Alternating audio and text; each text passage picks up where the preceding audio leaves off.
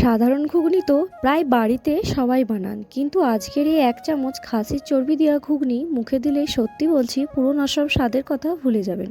Hello everyone, welcome to my canvas YouTube channel. আজকে বানিয়ে দেখাচ্ছি একদম ইউনিক আর রাজকীয় স্বাদের খাসির চর্বি দিয়ে স্পেশাল ঘুগনি। পুরো ভিডিওতে দারুণ কিছু টিপস আছে, তাই স্কিপ না করে দেখার অনুরোধ রইল। রেসিপিটার জন্য আমি মটরটাকে প্রায় 4 থেকে 5 ঘন্টার মতো ভিজিয়ে রেখেছিলাম। আপনারা চাইলে ওভারনাইট অর্থাৎ সারা রাত ভিজিয়ে রাখতে পারেন, এতে মটরটা আরও সুন্দর ফুলে ওঠে। এবারে মটরগুলোকে খুব ভালো করে ধুয়ে পরিষ্কার করে প্রেসার কুকারে দিয়ে দিচ্ছি, আর দিচ্ছি পরিমাণ মতো জল। এবারে ঢাকনা বন্ধ করে সিটি দিয়ে দিতে হবে প্রায় 4 থেকে 5টা। এবার ডালের কোয়ালিটি অনুযায়ী এখানে সিটি দিতে হবে। এবারে কড়াইতে পরিমাণ মতো সর্ষের তেল গরম করতে দিয়ে দিলাম। এবারে দিয়ে দিলাম আলুগুলো, উপর থেকে দিয়ে দিলাম নুন আর হলুদ। ঘুগনিতে অনেকেই আলু সেদ্ধ করে দেন, কিন্তু আমি আজকে আলুগুলোকে নুন আর হলুদ দিয়ে লাল লাল করে ভেজে দেবো। ভেজে নেওয়া আলুর স্বাদ কিন্তু ঘুগনির কয়েক গুণ বেশ বাড়িয়ে দেয়। দেখুন আলুগুলো একদম সুন্দর করে লালচে হয়ে গেছে। এগুলোকে তেল ঝরিয়ে তুলে রাখছি। এবারে ওই তেলের মধ্যে দিয়ে দিচ্ছি সিক্রেট ফোড়ন। পুরো 5 ফোড়ন না দিয়ে শুধু মেথি আর মৌরি আর তেজপাতা দিলাম। হালকা আঁচে 1 মিনিট নাড়াচাড়া করে নিলাম। দারুণ একটা গন্ধ বেরোতে শুরু করবে।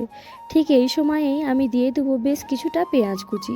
পেঁয়াজটাকে বেশ খুব সুন্দর করে নাড়াচাড়া করতে থাকবো। পেঁয়াজটা হালকা নরম লালচে হয়ে এলেই আমি দিয়ে দেবো গুঁড়ো মশলা। প্রথমে আমি দিয়ে দেবো লঙ্কা গুঁড়ো, এবারে দিয়ে দেবো হলুদ গুঁড়ো, তারপরে দিলাম ধনে গুঁড়ো, তারপরে দিলাম স্বাদ মতো নুন, তারপরে দিলাম জিরে গুঁড়ো, সাথে দিচ্ছি আদা রসুন বাটা। মশলা যেন পুড়ে না যায় তাতে দিলাম জল। এবারে এটাকে খুব ভালো করে কষাতে থাকবো। এবারে আসছে আজকের ভিডিওর মূল হিরো, খাসির চর্বি। চর্বির নিজস্ব একটা কাঁচা গন্ধ থাকে, তাই মশলাটাকে খুব ভালো করে কষাতে থাকবো। আর গন্ধ দূর করার জন্য আমি দিয়ে দেবো কষানোর সময়ে বেশ কিছুটা গরম মশলা গুঁড়ো। গরম মশলা দিয়ে আরও কয়েক মিনিট মতো মাঝারি আঁচে এটাকে নাড়াচাড়া করতে থাকবো, যতক্ষণ না চর্বি থেকে তেল ছেড়ে আসছে। মশলা ও চর্বি দারুণ কষে গেছে। এবারে ভেজে রাখা আলুগুলোকে দিয়ে একটু নাড়াচাড়া করতে থাকবো।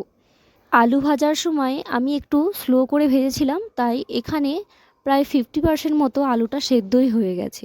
তাই এটাকে খুব সুন্দর করে প্রায় 3 থেকে 4 মিনিট মতো নাড়াচাড়া করতে থাকবো। তারপরে দিয়ে দেবো আগে থেকে সেদ্ধ করে রাখা মটরগুলোকে দিয়ে খুব ভালো করে একসাথে নাড়াচাড়া করতে থাকবো, যাতে সব স্বাদ মটরের ভিতরে ঢুকে যায়। কষানো কমপ্লিট। এবারে ঘুগনির গ্রেভি অনুযায়ী পরিমাণ মতো জল দিয়ে দেবো। এবারে ঘুগনির আসল সিক্রেট মশলা হলো ভাজা মৌরি গুঁড়ো। এটা ঠিক দিয়ে 5 থেকে 10 মিনিট মতো ফুটিয়ে নেবো। তাহলেই আমাদের রেডি ধোয়া ওঠা খাসির চর্বি দিয়ে রাজকীয় ঘুগনি। দেখলেন তো কত সহজে তৈরি হয়ে গেল একদম অন্যরকম স্বাদের এই ঘুগনি। বাড়িতে বানিয়ে মুড়ি বা পরোটার সাথে জাস্ট জমে যাবে।